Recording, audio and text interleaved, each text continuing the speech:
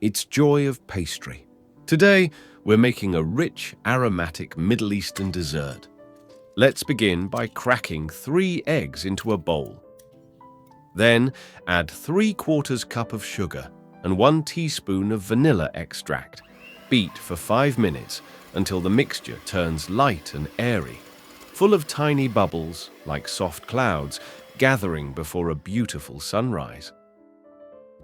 Add 1/3 cup of oil and 1/3 cup of milk to make the cake moist and tender. Beat for a few more seconds until everything comes together beautifully. Now, add 1½ cups of flour, 1/3 cup of cocoa powder, and 1½ teaspoons of baking powder.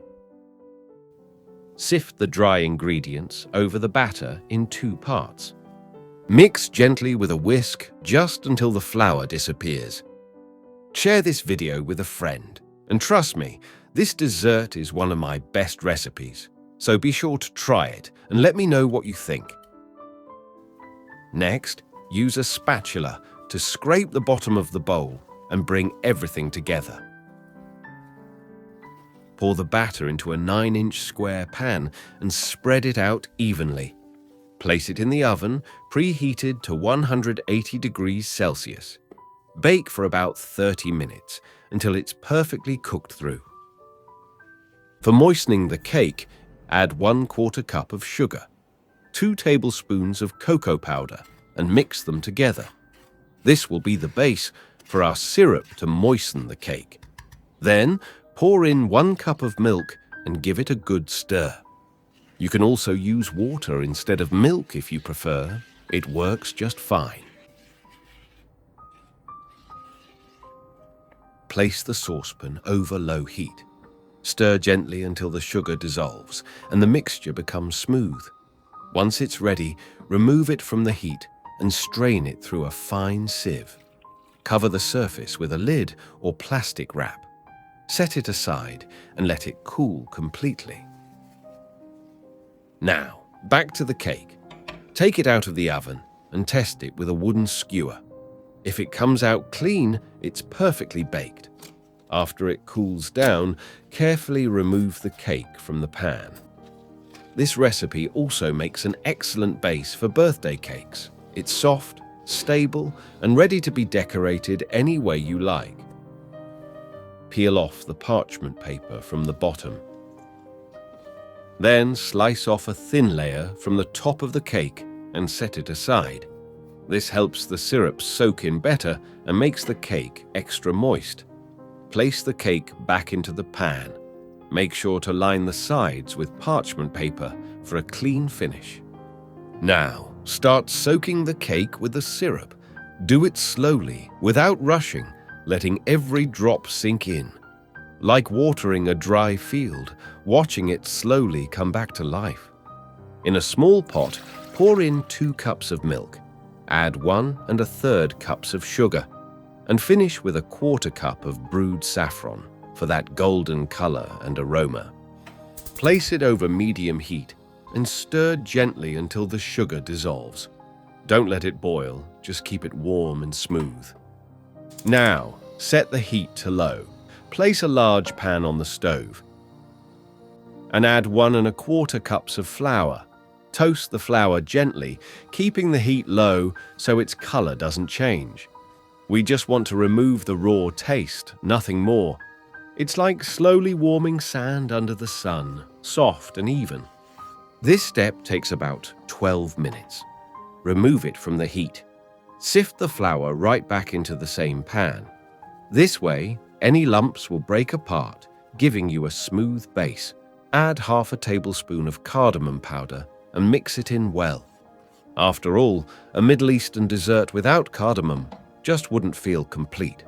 Now, add 1/4 cup of butter and 1/2 cup of oil. Let them melt together and blend beautifully with the toasted flour. This is when the aroma of a Middle Eastern dessert slowly fills your home.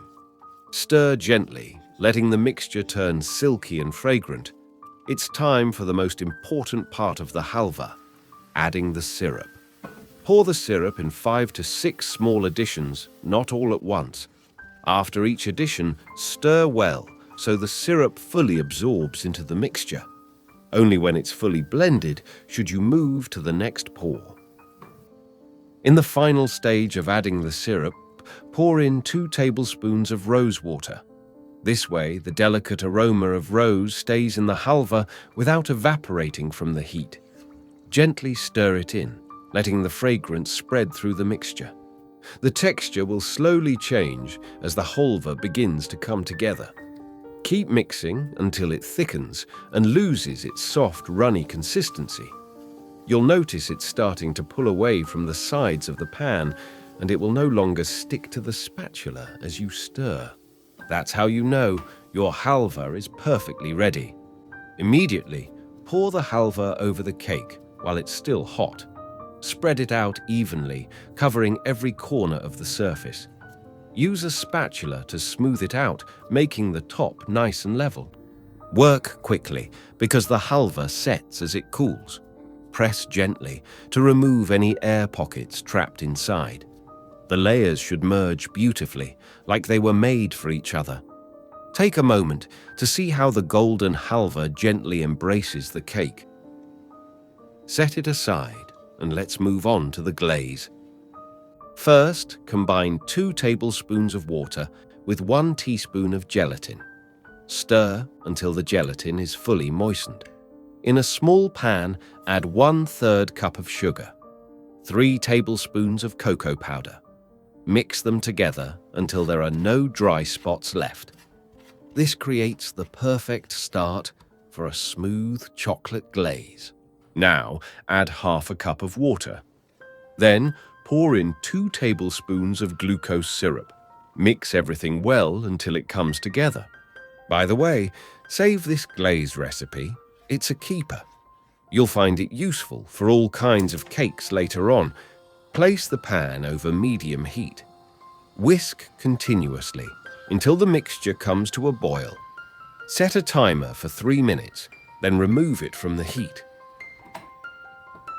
At this stage, add the bloomed gelatin to the hot mixture. You can also use 2 sheets of gelatin instead of the powder. Just soak them in cold water first, then add to the hot mixture to dissolve. Strain the glaze through a fine sieve to make it perfectly smooth. It's like passing silk through your fingers, catching every tiny lump. Let it sit until it reaches room temperature. Give the glaze a gentle stir before pouring it on. Pour the glaze over the halva, letting it flow naturally. Tilt the pan slightly so the glaze spreads evenly to the edges. Leave it at room temperature for 20 minutes. Then refrigerate it for 2 hours. Look at how beautifully the glaze has set on top, dark and glossy, like a calm night in solitude. Gently remove the cake from the pan without rushing. Carefully peel away the parchment paper from the sides. The cake is now perfectly ready for the final touches. First, trim off the edges to make the sides perfectly even. Then, cut it into any size pieces you like. For clean cuts, warm the knife slightly before slicing. Wipe the blade after each cut to keep the edges neat. Each slice will look sharp and flawless, just the way it should. Here you are, a piece of the new, modern Middle Eastern dessert.